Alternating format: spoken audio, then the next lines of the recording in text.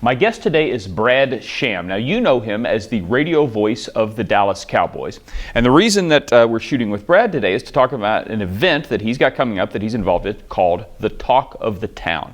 Brad, give us an overview. What's the nature of it? The nature of it is that my friends, Eric Nadel, the voice of the Rangers, and Chuck Cooperstein, the voice of the Mavericks, and hopefully Dave Strader, the voice of the Stars, and I sit around and do what we do when we sit around together, which is lie to each other and tell stories, and there's a great deal of laughter, and some truth ensues. This all came from literally a night at Eric's house, where we were all sitting around and telling stories, and Chuck's wife said, "You guys could sell tickets to this."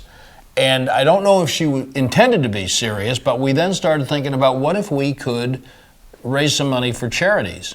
And that's what we do. So this event is coming up July 13th, and it is a situation. They're sitting around, they're talking. You get to ask some questions, you get to submit some things. You mentioned the charities. Each member of the cast, if you will, gets to choose a charity that this will benefit, and they split the monies up evenly. You chose a charity. Tell us why. We made a decision 2 years ago. Eric and Chuck were already on this track to specifically choose charities that helped and benefited children. And so I did a little research and came up with New Friends, New Life, which is one of the leading charities combating human trafficking in the world, and certainly in this country. And the problem of young girls, preteen and teenage girls, being caught up in the human trafficking movement and having the quality of their lives and the actuality of their lives literally threatened. It's an undertold story. We like to think of it as something that happens somewhere else to someone else, and it's not the case. And they're the best. And that was, it seemed to me, an area where I might be able to help give them some publicity and help them make a difference. I'm not making a difference. They're making a difference. I just wanted to be part of it. Now, one of the cool things about this event is the chemistry. And part of that stems from you've had a relationship with these guys for a while. Give us a little of the backstory. Why are you and Chuck and Eric especially going to be able to have that chemistry? Well, and we hope that Dave's health is good enough to include him.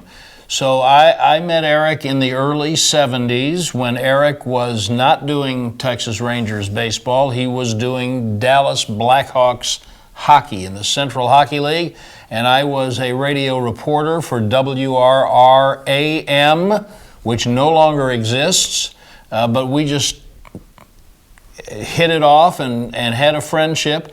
And then for 3 years, from 1995 through 97, I was Eric's albatross, he would be generous and say broadcast partner, on the Rangers radio, and that cemented a friendship that's just grown and grown ever since. I'm responsible for Chuck Cooperstein being foisted on this market. I hired him.